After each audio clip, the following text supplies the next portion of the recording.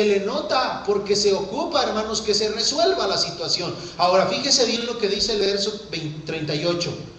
Mateo 26, 37 y 38. Vea el 38. Entonces Jesús les dijo: mi alma está muy triste. Fíjese que no dice que su alma está triste. Dice que su alma está, ¿qué, hermanos? Muy triste. O sea que no escatima en palabras para decirnos cuán profundo fue su cambio y cuán evidente y cuán grave era su tristeza. Estoy muy triste. Ahora, hermanos, hay tristeza que la persona siente, pero la tristeza del Señor Jesucristo excedía la tristeza normal. ¿Dónde lo dice? Lea el versículo 38. Fíjese bien. Dice: estoy muy triste. Y luego dice la siguiente parte: ¿hasta qué grado, hermanos? Hasta la muerte. ¿Qué significará estar triste hasta la muerte, hermanos? ¿Ha sentido alguna tristeza en la que usted se sienta morir? ¿La ha sentido alguna vez? Una tristeza en la que se sienta morir. Porque la frase hasta la muerte indica el grado de tristeza que la persona tenía. Jesús estaba en un estado emocional muy desconsolado, triste, profundamente. En una tristeza en la que él sentía que iba a morir. Lucas dice que aquella noche su sudor eran como grandes gotas de sangre que caían sobre la tierra. Hermanos, cuando uno llora profundamente y cuando uno está muy triste, el cuerpo se desgasta. ¿Sí o no lo han sentido? Levanten la mano. Yo lo he sentido. El cuerpo se desgasta, pierde su vigor y su fuerza. Y siente uno, hermanos, depresión, y siente uno que no va a salir de esa situación. El Señor Jesucristo esa noche estaba muy angustiado y muy triste, pero fue un cambio repentino. Llegó a tal grado que se sentía morir. Ahora, observe con atención el verso 37 otra vez. Leamos el 37 y 38. Dice el 37 y 38: y tomando a Pedro y a los dos hijos de Zebedeo, comenzó a entristecerse y a angustiarse en gran manera. Entonces Jesús les dijo: mi alma está muy triste hasta la muerte, quedaos aquí y velad conmigo. Cuando leemos con atención el versículo y conocemos los tiempos verbales, o sea, los tiempos que se usan en los verbos, nos damos cuenta que Jesús, mientras hablaba con sus discípulos, mostró su tristeza, pero también cuando estaba orando. Entró a un estado emocional en que en su voz, en sus rasgos se le notaba. Por eso dice: comenzó a angustiarse y a entristecerse en gran manera. El Señor todo ese proceso lo estaba pasando en un estado emocional muy triste. Hermanos, ¿por qué estaba el Señor Jesucristo angustiado y triste? ¿Por qué estaba angustiado y triste? Porque sin duda el cambio es drástico. Lucas, Mateo y Marcos nos enseñan que lo que estaba sintiendo el Señor era algo muy fuerte, una situación que iba a enfrentar en la que se sentía muy mal. Pero ¿por qué estaba el Señor angustiado y triste? Dice el verso 39 la razón. ¿Qué dice el verso 39, hermanos? Dice: yendo un poco adelante, se postró sobre su rostro orando y diciendo: Padre mío, si es posible, pase de mí esta copa, pero no sea como yo quiero, sino como tú. ¿Por qué razón el Señor Jesucristo estaba tan triste? Por la copa. Eso es lo que dice el pasaje. El Señor Jesucristo estaba muy triste por la copa. Luego ve el verso 42. Otra vez fue y oró por segunda vez diciendo: Padre mío, si no puede pasar de mí esta copa sin que yo la beba, hágase tu voluntad. El Señor Jesucristo estaba triste por la copa, hermanos. Ahora, el Señor Jesucristo y el Padre siempre estuvieron de acuerdo. La pregunta es: ¿hay un desacuerdo entre Jesucristo y el Padre en esta ocasión? ¿Quiere decir que el Señor Jesucristo y el Padre están en desacuerdo? El Señor Jesucristo dijo esa misma noche en Juan: nadie me quita la vida, sino que yo la pongo de mí mismo para volverla a tomar. El Señor Jesucristo va y muere libremente. Lo que el Señor Jesucristo está pidiendo es no tener que pasar la copa. ¿Qué es la copa, hermanos? ¿Qué es la copa? Porque lo que lo ha hecho que se angustie y se ponga tan triste es esa llamada copa. La palabra copa es una palabra figurada aquí. Una copa es un vaso que se utilizaba para beber. Pero en este pasaje la palabra copa se usa de tal modo figurado que aquella copa, hermanos, se explica en otros pasajes. Vaya por ejemplo a Marcos 14:35 y vamos a ver cómo lo menciona allá. Marcos 14:35. Es el mismo pasaje paralelo, solo que acá usa otra palabra. Marcos 14:35.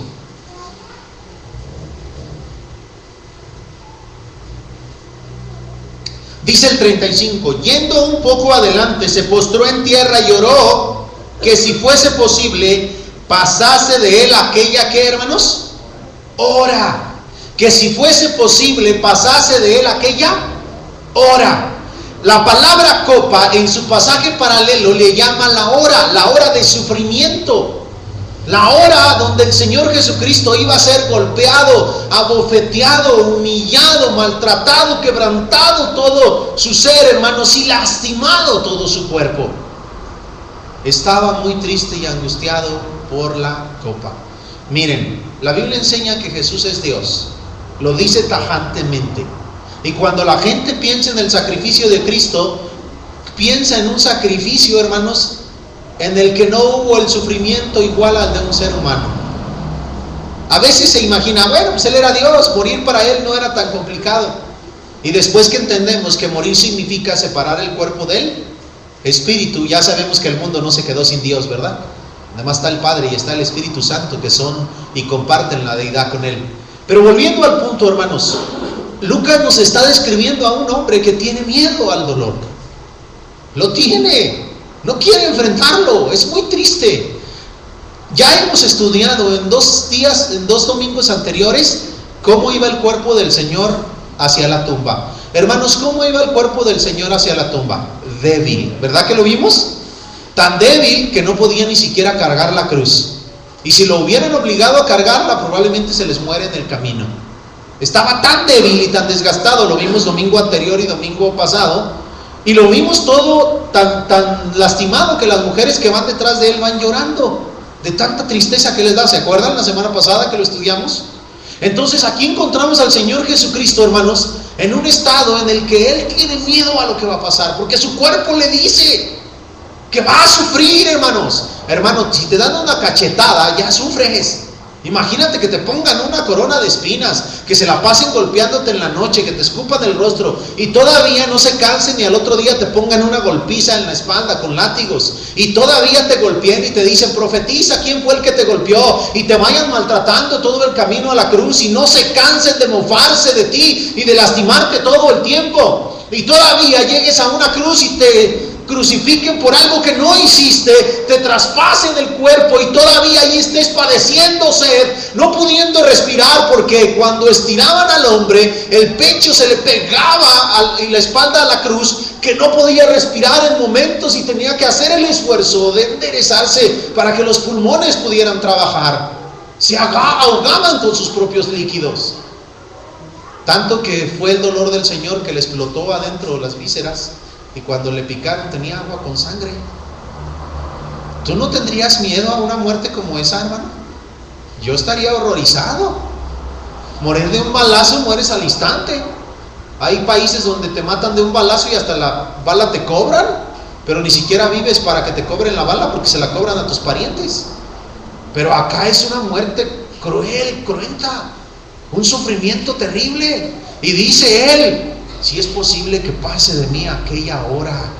Vayan a Juan 18 para que vean cómo el Señor Jesucristo está hablando de su muerte. Juan 18:10. Dice Juan capítulo 18 versículos 10 y 11. Es otro pasaje donde se habla de lo mismo. Juan capítulo 18 versículos 10 y 11. Dice, entonces Simón Pedro, que tenía una espada, la desenvainó y hirió al siervo del sumo sacerdote y le cortó la oreja derecha.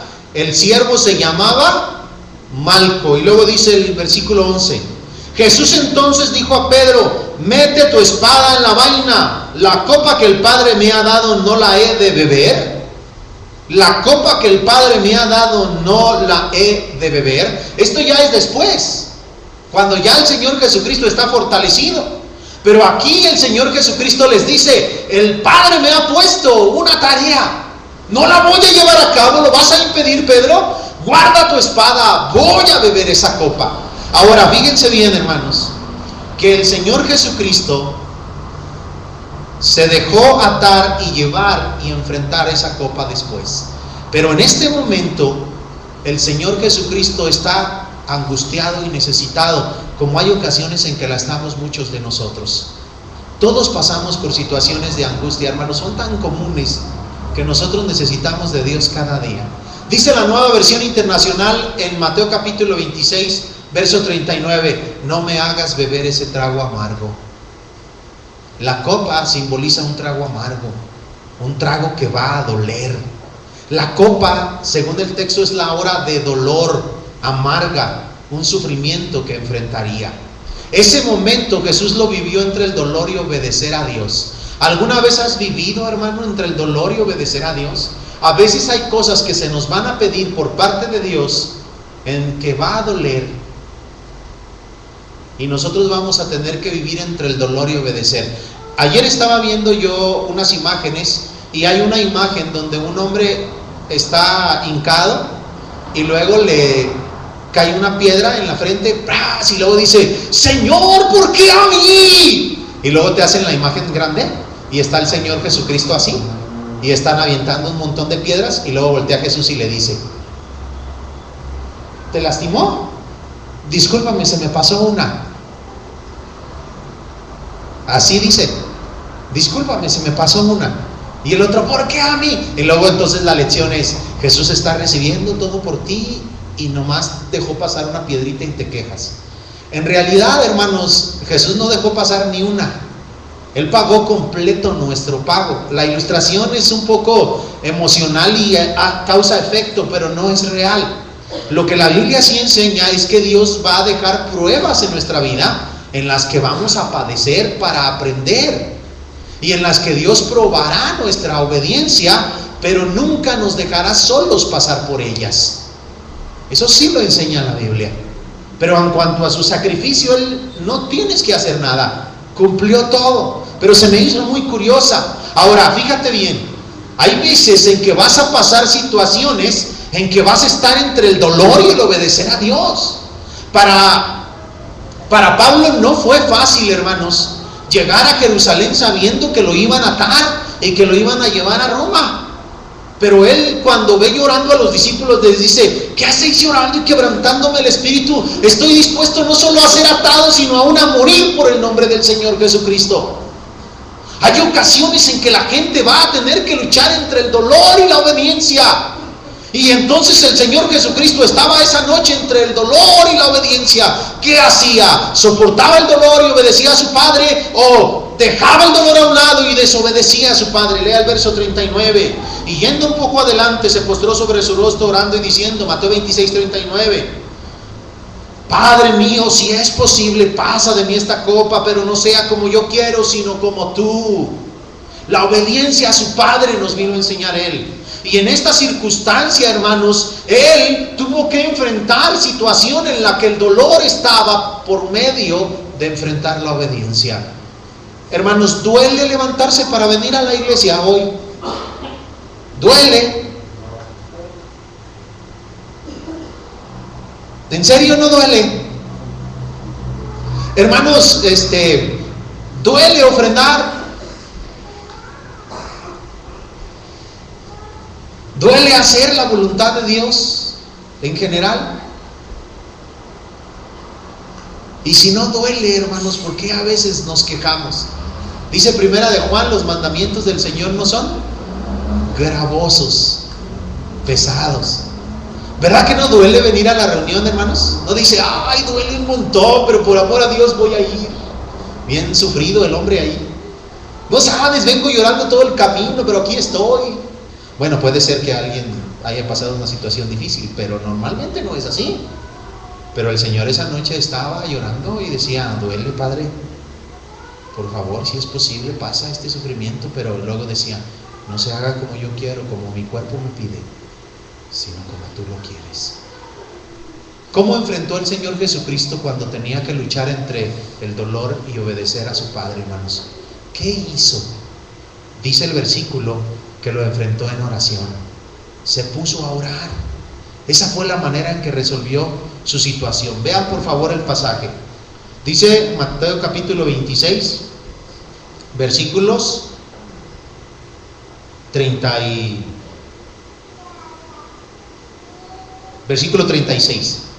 Dice: entonces llegó Jesús con ellos a un lugar que se llamaba Getsemaní y dijo a sus discípulos: sentaos aquí entre tanto que voy allí y oro. Y tomando a Pedro y a los dos hijos de Zebedeo, comenzó a entristecerse y a angustiarse en gran manera. Entonces Jesús les dijo: mi alma está muy triste hasta la muerte, quedaos aquí y velad conmigo. Yendo un poco adelante, dice, se postró sobre su rostro orando y diciendo. Hasta ahí, hermanos. ¿Qué hizo el Señor Jesucristo? 3 cosas hizo el Señor Jesucristo, hermanos. Primero, lo enfrentó en oración. Estaba tan angustiado, porque primero les dice: estoy muy angustiado. Y cuando se vio angustiado, no siguió hablando con ellos, les dijo: quédense, necesito ir a hacer oración. Entonces lo primero que hizo es buscó un lugar. Fíjese bien, buscó un lugar, se apartó de con ellos, los dejó ahí, dice: ustedes oren ahí, yo voy. Dice Lucas que como a un tiro de piedra fue y se separó de ellos. No recuerdo ahorita la medida, pero es un lugar muy cercano. Entonces buscó un lugar, hermanos. Eso fue lo primero que hizo. Número 2, dedicó tiempo. Luego regresa y les dice: ¿no habéis podido velar conmigo una hora? ¿Qué hizo aparte? Oró correctamente. Estas 3 cosas hizo. Cuando él enfrentó una situación difícil, él primero se separó y dijo: no, esto es momento de orar. Y fue y buscó un lugar. Luego le dedicó tiempo a la oración. Y en tercer lugar, hermanos, oró correctamente. ¿Hacemos estas 3 cosas cuando tenemos problemas, hermanos? Levanten la mano sinceramente los que hacen estas 3 cosas. En cuanto viene una angustia o viene una situación difícil, ustedes se quedan ahí sentados o dicen: no, ¿sabes qué? Ocupo ir a orar. Voy y busco un lugar. Luego dedico tiempo. El Señor tardó una hora y luego regresó y les dice: no puedes velar conmigo. Y se fue y otra vez oró. Y regresó: no puedes. Y se fue y otra vez oró. Al menos 2 o 3 horas tardó orando. Hay cosas que nos requieren mucha oración. Mucha, hermanos. Y es cuando uno tiene que decir: aquí es que me tengo que poner a orar. Ahora, noten ustedes, lo mismo hubiera ayudado a los discípulos, pero ellos no lo entendieron. No entendieron el momento especial que estaban viviendo. Vean lo que dice el versículo 46, hermanos. Dice el verso 46: levantaos, vamos, ved, se acerca el que me entrega. No sabían los momentos que estaban viviendo.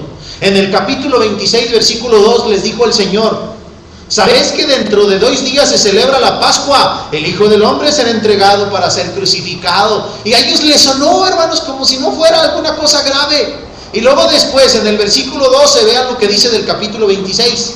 Dice: porque el derramar este perfume sobre mi cuerpo lo ha hecho a fin de prepararme para la sepultura. Acuérdense que la mujer fue y limpió el cuerpo, hermanos. Y en cada momento en que iban pasando, el Señor les decía: voy a morir, voy a morir, voy a morir. Y los discípulos no creían que iba a pasar. Y todavía les dijo: hoy se escandalizarán de mí. Y nunca se prepararon. Si los discípulos hubieran orado como les dijo el Señor, les hubiera funcionado y servido la oración. Por eso les exhortó a imitarle. Miren el versículo 41. Dice: velad y orad para que no entréis en tentación. El espíritu a la verdad está dispuesto, pero la carne es débil. Hermanos, nosotros tenemos muy buenas intenciones. No, yo no voy a hacer eso. Yo voy a hacer lo que Dios quiere. Pero las buenas intenciones son nomás un espíritu dispuesto, pero la carne es débil. ¿Y qué se ocupa hacer para fortalecer, hermanos, y luchar contra la carne? ¿Qué se ocupa hacer? Orar. Tenemos muy buenas intenciones. No, yo nunca voy a abandonar al Señor. No, yo no voy a actuar de esa manera. No, yo no voy a hacer esto. No hicieron los discípulos esa noche. Aunque todos se escandalicen de ti, yo no me voy a escandalizar. Y si me es necesario morir contigo, voy a morir contigo. ¿Y qué pasó, hermanos? En cuanto vieron al tumulto de gente con palos y espadas, dijeron: no, esto es muy difícil. Y se fueron corriendo. Se fueron, corre. Porque uno piensa que las buenas intenciones son suficientes para hacer la voluntad de Dios. El espíritu a la verdad está dispuesto, pero la carne es. ¿Y cómo se fortalece uno? Orando. ¿Tienes una situación ahorita difícil? ¿No sabes qué decisión tomar? Vete a hacer oración y haz que el espíritu se fortalezca para que no vayas a actuar por la carne. Tenemos muy buena disposición. A todas las personas, cuando se le pregunta qué va a hacer, la voluntad de Dios o lo que su carne le pide, no, lo que Dios dice, pero luego hacen la voluntad de su carne, o hacemos la voluntad de nuestra carne. Ellos debieron de haber entendido que la forma de enfrentar la situación cuando estás entre el dolor y la obediencia es orando. Pero fíjense, hermanos, que hay que orar de la manera correcta. ¿Qué dijo? Padre, no se haga mi voluntad, sino la tuya.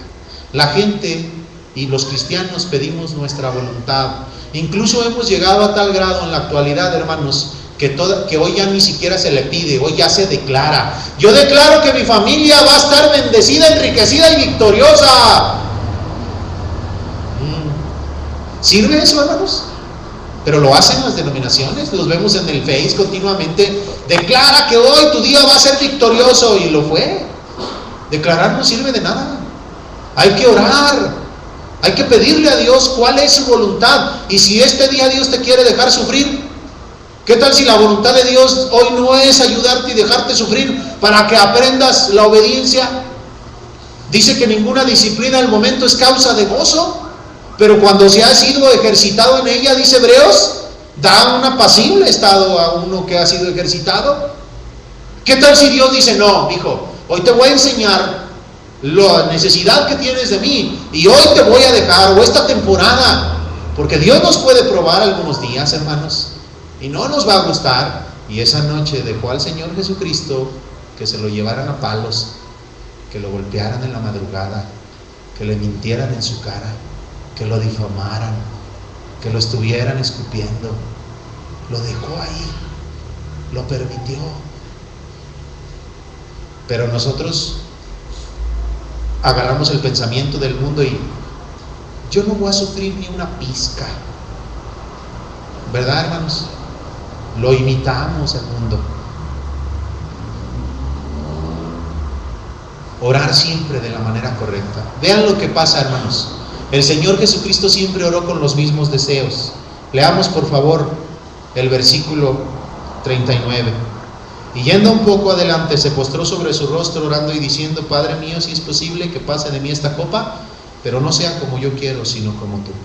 Oró siempre. Y luego vea, brínquese por favor, y luego lea por favor el versículo 42. Otra vez fue y oró por segunda vez diciendo, Padre mío, si no puede pasar de mí esta copa sin que yo la beba, hágase tu voluntad. Dice por segunda vez. Y luego lea el 44. Y dejándolo se fue de nuevo y oró por tercera vez diciendo las mismas palabras. Miren, hermanos, las 3 veces que oró correctamente.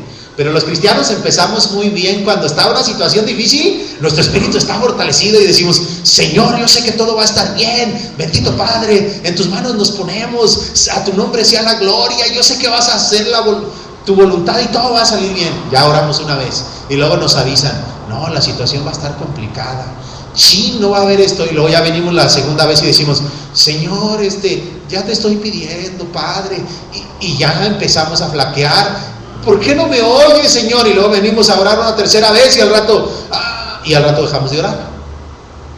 Ya ni oramos, mejor decimos, ¿para qué oro?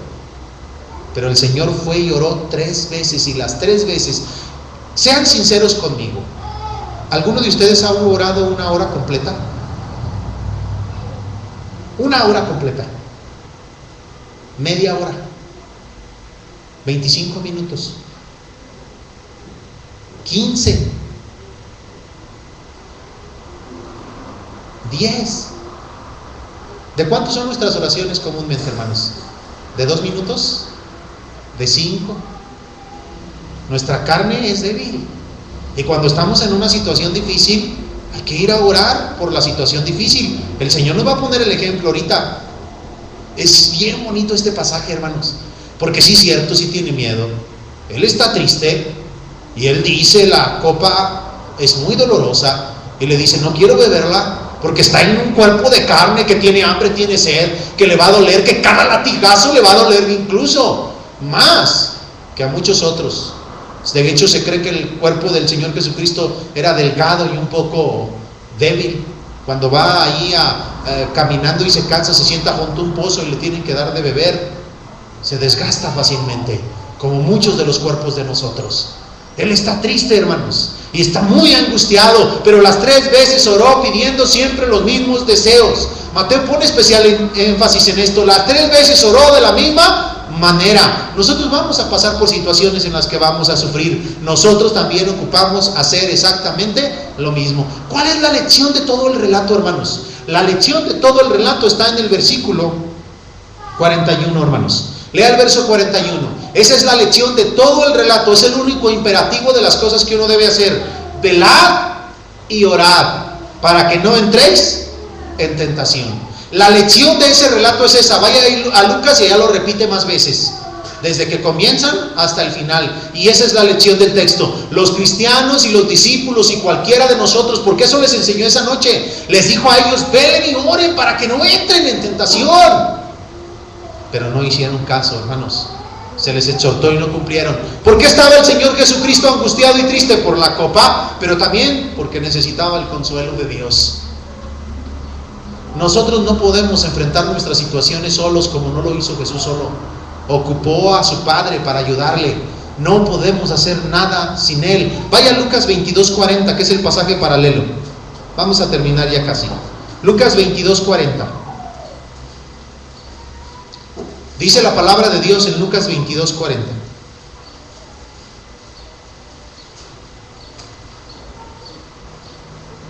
Lucas capítulo 22, versículo 40. Cuando llegó a aquel lugar les dijo: orad para que no entréis en tentación. Orad para que no entréis en tentación. La frase "para que no entréis en tentación" nos dice que la forma de vencer la tentación es orando, porque en la oración Dios provee los medios. Dios va a proveer los medios para no entrar en tentación. Versículo 43 de ese mismo capítulo dice: y si le apareció un ángel del cielo para fortalecerle. ¿Qué hizo Dios cuando lo vio a su hijo en una debilidad? Le mandó a alguien para que lo fortaleciera. Yo les decía a los hermanos en Zacatecas: ¿cuántos quieren que el Señor les mande un ángel cuando estén ahí tristes y llorando? Y le digo: los ángeles son menores que el Hijo. Bueno, si usted va al catolicismo, en el catolicismo le piden y le oran a los ángeles, pero aquí nosotros tenemos al Padre y al Hijo. El Hijo es nuestro mediador y el Padre es a quien oramos y quien nos resuelve nuestras situaciones. Cuando su Padre vio a su Hijo triste, mandó a un ángel para que le fortaleciera y le dio fortaleza, y en ese momento su Padre le resolvió su problema en oración. Pero dice el verso 44, me encanta este versículo, miren hermanos, léanlo, el verso 44 ahí, fíjese bien, dice: y estando en agonía. ¿Cómo estaba, hermanos? Sí entienden lo que es la palabra agonía, ¿verdad? Porque normalmente se usa para cuando alguien va a morir. Esa es la palabra que se usa. Oiga, ¿cómo está el enfermo? Está agonizando. ¿Verdad que sí dice uno así? Está agonizando. Dice: y estando en agonía, o sea, estaba muy débil, muy desgastante, muy triste. Dice: y estando en agonía, ¿qué hizo, hermanos? Oraba más intensamente. Tan fuerte como era su agonía, tan fuerte era su oración. Tan débil como se sentía, tan intensamente oraba. Estaba todo triste, pero así de triste, dice, así de fuerte va a ser la oración. Y se desgastaba y decía: Padre, si es posible, pase de mí esta copa. Y le decía al Señor: hágase tu voluntad, Padre, hágase tu voluntad. Pero más grande era su agonía, más intensa era su oración. Y finalmente no cayó en tentación, y así cerró el relato, hermanos. El Señor Jesucristo fue fortalecido y no cayó en tentación. ¿Y saben qué pasó? Cuando terminó de orar, les dijo: levántense, ahí viene el que se acerca. Y cuando venían caminando les dijo: ¿a quién buscáis? Y ellos dijeron: a Jesús Nazareno. Y él dijo: yo soy. ¡Pah! Al momento cayeron todos a tierra temblando. Es uno de los relatos más impresionantes. Era otro. Allá estaba uno llorando, todo triste: Señor, ayúdame. Y cuando se levanta y los ve venir, hasta les dice: ¿a quién buscan? A Jesús, yo soy. Y todos caen a tierra. Caen a tierra nomás por decir: yo soy. Lean los relatos para que vean. Y entonces se acercan y como si nada: el Señor, me vienes a entregar. Y es otra persona. Hermanos, la única manera en que Dios nos va a fortalecer es pidiendo que lo haga, pero soportando la situación y dependiendo de Él, hermanos. La lección de este pasaje es esa: La noche que Jesús lloró, titulé este mensaje porque estaba llorando, pero lo titulé porque la noche que Jesús lloró, pero hizo la voluntad de Dios. Y a veces vas a tener que llorar, pero vas a hacer la voluntad de Dios. A veces vamos a tener que llorar, pero eso no impedirá que hagamos la voluntad de Dios. La conclusión de este mensaje es la siguiente, hermanos. La oración debe acompañarnos en los momentos difíciles, pero debemos pedir siempre de acuerdo a su voluntad. Este pasaje, este mensaje nos debe motivar a orar, hermanos. Como el Hijo enseñó en su situación más difícil, Él no se valió de sus propios medios, se puso a hacer oración. La oración le fortaleció en el momento más difícil, y a nosotros se nos promete exactamente lo mismo, porque si la carne es débil, la oración nos hará fuertes. Hermanos, ¿cuántos de ustedes han sentido la necesidad de orar después de escuchar el mensaje? Levanten la mano. Entonces se ha cumplido con el propósito del mensaje. Ahora, cuando vaya a su casa y mientras medita el día de hoy, piense: un día Jesús lloró, pero no impidió su llanto que hiciera la voluntad de su Padre. Y por más lágrimas que derramen, nunca se te olvide que primero está la voluntad de Dios, porque fue el ejemplo que Jesús dio. Dios les bendiga, hermanos. Dejo lugar a mi hermano que va a estar presidiendo esta mañana. El Señor les guarde.